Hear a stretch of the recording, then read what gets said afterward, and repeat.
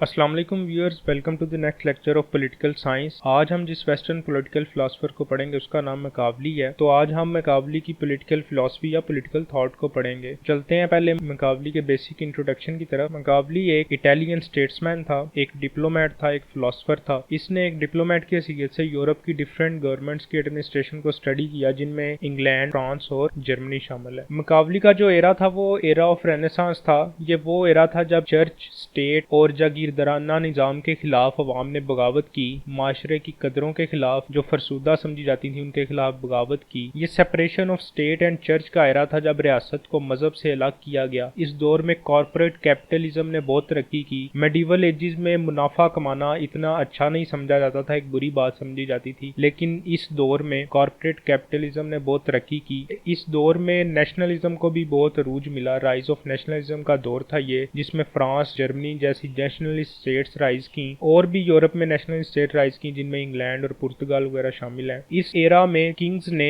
Church को शन किया और मिडिल क्लास के साथ अपनी फोर्सेस ज्वाइन की, यानी कि दरमियान से जो चर्च का या नोबिलिटी का रोल था वो कट कर दिया और डायरेक्ट अवाम से कॉन्टेक्ट बनाया। लेकिन इस सब के बावजूद जो इटली की स्टेट थी वो कोई ज्यादा अच्छी नहीं थी, यानी कि इटली के मामलात कुछ ज्यादा अच्छे नहीं थे। इसकी कई वजूहत थी। इटली डिफरेंट प्रोविंसेस में, डिफरेंट स्टेट्स में डिवाइडेड था और उन पे मुख्तलिफ रूलर रूल कर रहे थे, यानी कि अंडर आ सिंगल रूलर नहीं था इटली, जिसकी वजह से एक स्टेट ऑफ डिसयूनिटी और डिसहार्मनी थी। अब इटली के अंदर रोम है, जहाँ पे रोमन कैथोलिक चर्च है, जो सारे यूरोप पे पावर एक्सर्ट करता था। लेकिन रेनेसांस की वजह से उसका इन्फ्लुएंस बाकी यूरोप पे तो कम हो गया, लेकिन इटली पे उसका इन्फ्लुएंस उसी तरह ही रहा और वो इटली के स्टेट अफेयर्स में इन्फ्लुएंस एक्सर्ट करता रहा। इस सब की वजह से मैकावली बहुत ज्यादा डिप्रेस था और उसने फिर एक बुक लिखी द प्रिंस के नाम से, जिसके अंदर उसने इन सारी प्रॉब्लम्स के सॉल्यूशन प्रपोज किए। उसने सबसे पहले तो प्रपोज किया कि इटालियन स्टेट को रोमन कैथोलिक चर्च से अलग कर देना चाहिए, यानी कि मजहब को सियासत से अलग कर देना चाहिए। जो स्टेट के अफेयर्स हैं उनमें रोमन कैथोलिक चर्च का कोई इंटरफेरेंस नहीं होना चाहिए। दूसरा प्रपोजल उसका यह था कि तमाम जो इटालियन स्टेट्स हैं, प्रोविंसेस हैं, उन सबको यूनाइट कर देना चाहिए अंडर अ सिंगल रूलर। तीसरा उसका प्रपोजल था कि जिस तरह बाकी यूरोप में नेशनलिज्म ग्रो कर रहा है, इसी तरह इटली में भी नेशनलिज्म की सेंस पैदा की जाए अवाम में, ताकि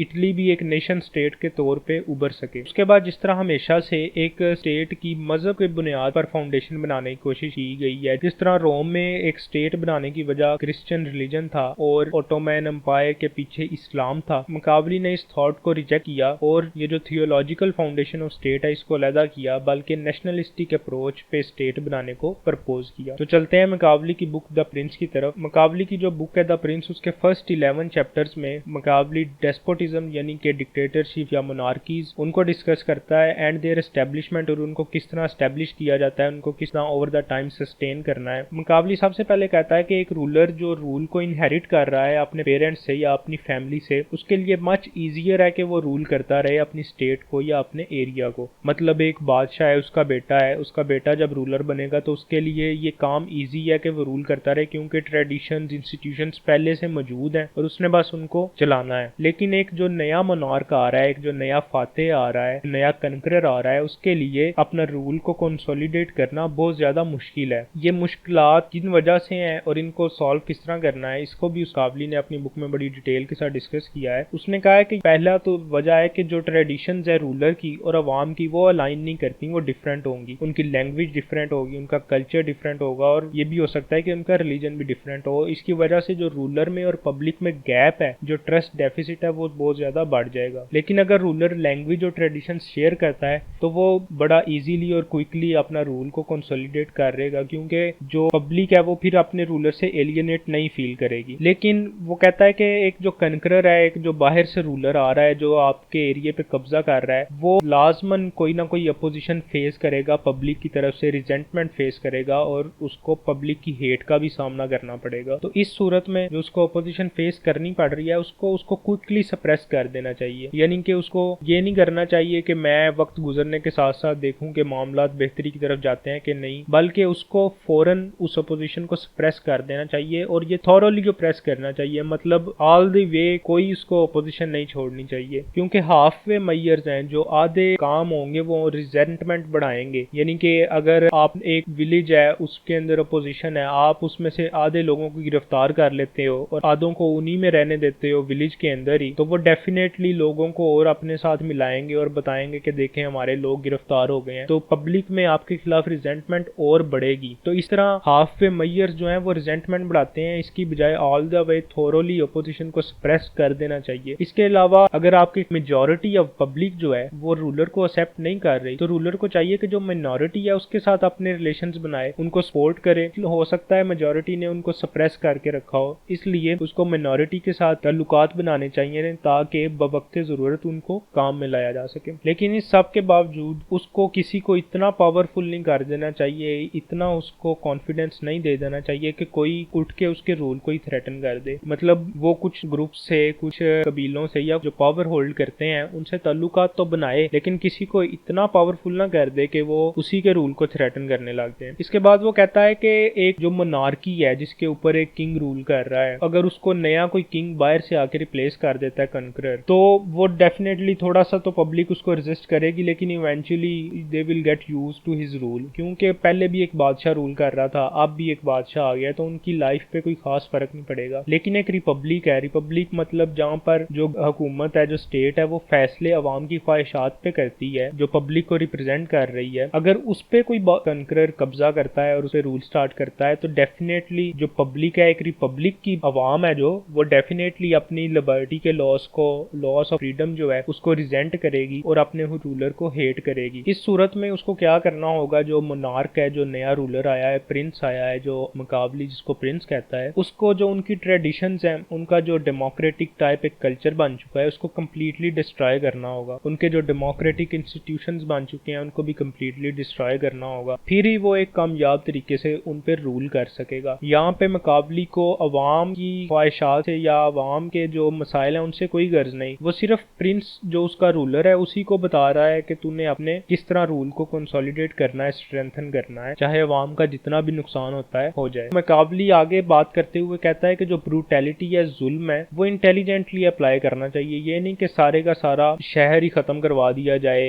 या बेवकूफों की तरह जुल्म के पहाड़ अवाम पर तोड़े जाएं। ये इंटेलिजेंटली अप्लाई होना चाहिए, स्पेसिफिक होना चाहिए, टारगेटेड होना चाहिए और ब्रीफ होना चाहिए। यानी कि ये ना हो कि 5-5, 10-10 साल अवाम पे जुल्म ही होता रहे। जो जुल्म की टाइमिंग है वो बहुत शॉर्ट होनी चाहिए और थॉरोली ब्रूटैलिटी को अप्लाई किया जाए ताकि रिजेंटमेंट का जो पीरियड है वो बहुत छोटा हो। इसमें मुकाबली का एक कोट भी है बड़ा मशहूर कि injuries should be done all together, benefits should be granted little bye little. कि इंजरीज जो है वो सारा एक दफा ही कर देनी चाहिए, ब्रूटैलिटी एक दफा ही अप्लाई कर देनी चाहिए, क्योंकि उसके बाद इवेंचुअली हीलिंग स्टार्ट हो जाएगी और अवाम उस जुल्म को भूल जाएगी। लेकिन जो बेनिफिट्स हैं, जो आपने अवाम को सहूलतें देनी है, वो लिटिल बाय लिटिल देनी चाहिए, क्योंकि टाइम के साथ साथ देनी चाहिए, क्योंकि अवाम फिर उसको याद रखेगी। और एक जो टायरेंट है, एक रूलर है, प्रिंस है, जो उसको याद रखना चाहिए कि उसके रूल को एक जो सॉलिड फाउंडेशन प्रोवाइड कर सकते हैं वो सिर्फ पब्लिक ही है, वो पीपल ही है। कोई नोबिलिटी, कोई रिलीजन, कोई चर्च उसको वो सॉलिड फाउंडेशन प्रोवाइड नहीं कर सकता। ये फर्स्ट 11 चैप्टर्स थे। तो आगे चलते हैं, जो 12 से 15 चैप्टर्स तक मुकाबली ने डिस्कस किया है वो यूज ऑफ मिलिट्री पावर के बारे में उसने कुछ बातें बताई हैं। तो मुकाबली कहता है कि जो एक स्टेट है उसकी मेंटेनेंस के लिए, उसकी सस्टेनेंस के लिए दो चीजें बहुत नेसेसरी हैं। एक, गुड लॉज, अच्छे कवानीन होने चाहिए जो पब्लिक को भी फायदा दें और रूलर को भी फायदा दें, और strength required to enforce them. State के पास इतनी स्ट्रेंथ हो कि वो उन लॉज को अप्लाई कर सके, मतलब स्टेट की रिट भी होनी चाहिए। अब इस रिट के लिए जो आर्म्ड फोर्सेस हैं, जो मिलिट्री है स्टेट की, वो क्रूशियल रोल प्ले करेगी। तो मुकाबली कहता है कि जो स्टेट की मिलिट्री है वो सिटीजन सोल्जर्स होने चाहिए, यानी कि मिलिट्री उन्हीं लोगों की कॉन्स्टिट्यूट करनी चाहिए जो उस स्टेट के रेजिडेंट्स हैं, ना कि बाहर से मंगवाए जाएं, जिस तरह आज भी कुछ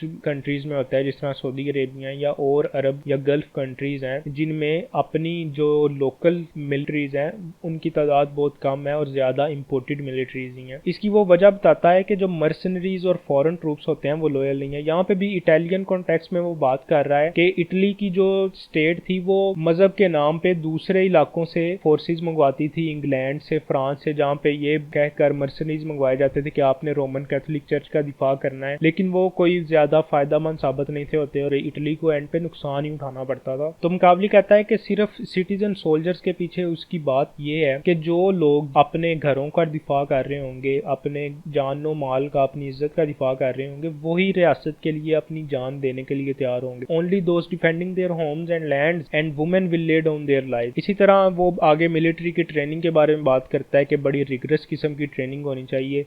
फिजिकली ट्रेनिंग इटली में सिर्फ कराई जाती थी, इसके साथ उसने साइकोलॉजिकल फैक्टर भी ऐड किया कि फिजिकली ट्रेनिंग के साथ साथ अपने सोल्जर्स को साइकोलॉजिकली भी ट्रेन करना चाहिए। इसके बाद ओल्ड डेज में, ये 15-16 सेंचुरी की बात हो रही है, उन दिनों में सिर्फ जब वार्स होती थी उन दिनों में मिलिट्री को रेज किया जाता था, लेकिन मकाबली कहता है कि पीस डेज में भी मिलिट्री की ट्रेनिंग जारी रहनी चाहिए। आगे चैप्टर्स आ जाते हैं 15 to 18। इसमें वो कुछ अपना जो प्रिंस है उसको एडवाइस करता है। ये एडवाइस से बहुत लोगों को इख्तिलाफ है, यही वजह है कि मकाबली के पॉलिटिकल थॉट को बहुत ज्यादा रिजेक्ट भी किया गया, इसके खिलाफ बहुत ज्यादा अपोजिशन भी इसको फेस करनी पड़ी कि उसने प्रिंस को कुछ ऐसे एडवाइस दी हैं जो पब्लिक के बहुत ज्यादा खिलाफ हैं। सबसे पहली वो बात करता है कि rulers must secure power bye whatever means necessary, यानी कि सब कुछ दांव पे लगाकर भी अगर रूलर को अपना रूल कंसोलिडेट करना पड़े तो उसको करना चाहिए, चाहे उसको जितने मर्जी लोग कत्ल करने पड़े, जितने मर्जी घर तबाह करने पड़े, उसको अपना रूल कंसोलिडेट करने के लिए सब कुछ कर देना चाहिए। दूसरा वो कहता है कि planning a perfect state is a waste of time, यानी कि एक आइडियल कॉमनवेल्थ बनाने बैठ जाएं जिसमें एक आइडियल सिटीजनरी रहे, अवाम की लाइफ अच्छी करने के लिए फलाह बहबूद के काम शुरू किया जाए। इन प्लानिंग पे टाइम जाया करने की बजाय मिलिटरीली अपना रूल को मजबूत किया जाए, और ये एक परफेक्ट स्टेट, एक परफेक्ट कॉमनवेल्थ को प्लान करना ये वेस्टेज ऑफ टाइम है। इस तरह वो आगे कहता है कि जो एक वाइज प्रिंस होगा वो लिबरलिटी को अवॉइड करेगा। इसका मतलब क्या है? इसका मतलब ये है कि वो अवाम का पैसा फजूल कामों पे खर्च नहीं करेगा,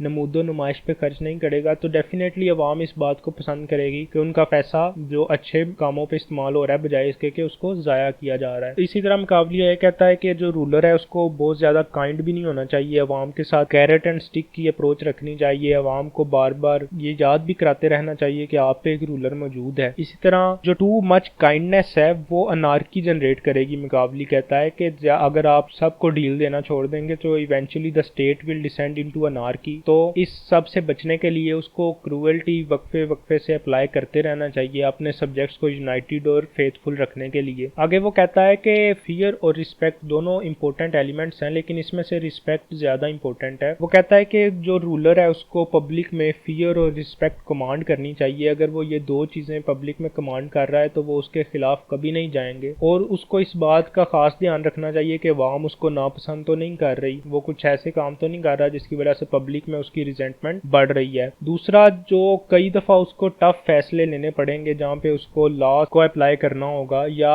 अपनी जहानत को अप्लाई करना होगा, बाय फोर्स उसको कुछ फैसले करने पड़ेंगे, तो इस सूरत में उसको बड़ी चालाकी के साथ फैसले करने चाहिए और कनिंगनेस के साथ उसको वो फैसले अप्लाई करने चाहिए। वो कहता है कि he should combine the cunning of the fox and the strength of a lion. तो ये थे 15 to 18 तक चैप्टर्स। अब आगे 19 से 25 तक जो चैप्टर्स हैं उनमें मुकाबली डिस्कस करता है कंसोलिडेशन ऑफ पावर को, कि जो रूलर है उसने अपनी पावर को किस तरह कंसोलिडेट करके रखना है, जो प्रिंस है उसका। पहली बात वो करता है कि the Prince should respect the property and women of his subjects, मतलब जो उसकी पब्लिक है उसकी प्रॉपर्टी को नहीं छेड़ना और वुमेन को नहीं छेड़ना। ये दो चीजें हैं जो अगर उसे इम्पर्सनेट किया रूलर ने तो ये बहुत ज्यादा रिजेंटमेंट जनरेट करेंगी अमंग द पब्लिक। दूसरी बात वो करता है कि अपने रूल को कंसोलिडेट करने में जो मिलिट्री का रूल है वो बहुत क्रूशियल है, इसलिए मिलिट्री को वही पहले बात कि हर वक्त ट्रेन रहना चाहिए, साइकोलॉजिकली भी और प्रैक्टिकली भी, फिजिकली भी, और सिटीजन सोल्जर्स पे मुश्तमिल होनी चाहिए military. The ruler should appear to possess integrity,